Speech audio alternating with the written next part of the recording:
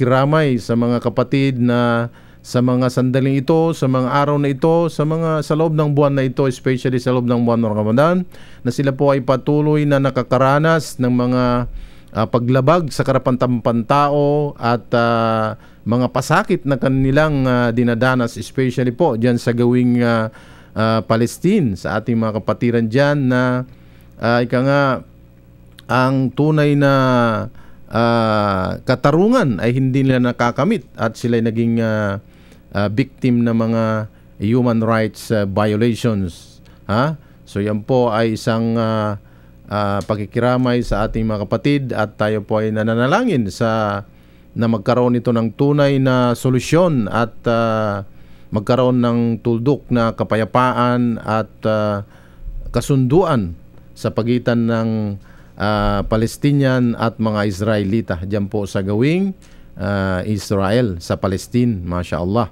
Ito po ay mahabang usapin at medyo bibigyan natin ng konting bird eye view mamaya-maya konti. Ngunit tayo po ay pupunta muna doon sa dahil nga tayo ay nasa buwan ng Ramadan, tatalakay muna natin yung mga highlights, mga event na nangyari sa buwan ng Ramadan sa panahon nito ng Prophet Muhammad sallallahu alaihi wasallam at sa mga ibang panahon na kung saan nangyari sa loob ng buwan ng Ramadan. Ayan.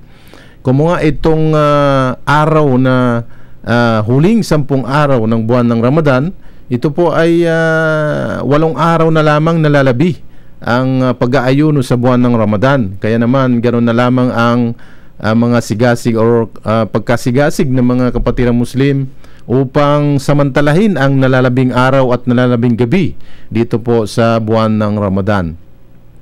Bueno po, doon sa mga ibang nangyari doon sa buwan ng Ramadan or mga event or pangyayari sa buwan ng Ramadan, alam po natin ito at nabanggit na natin na sa buwan ng Ramadan dito po binaba ang Quranul Karim.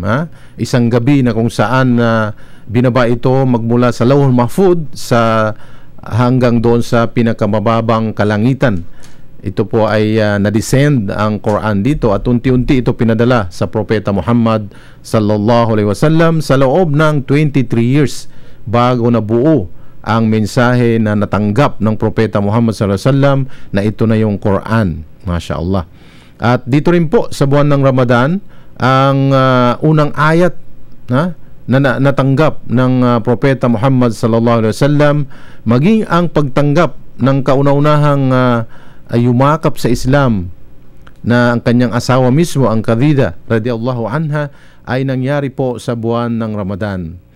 Also, dito po nangyari ang tinatawag nilang yung the Battle of Badr na nangyari sa pagitan ng panahon ng Propeta Muhammad sallallahu alaihi wasallam at ng mga hindi sumasang-ayon o tumutuligsa at nagbibigay pasakit sa mga panahon na yon na mga grupo ng mga tao doon sa gitnang silangan.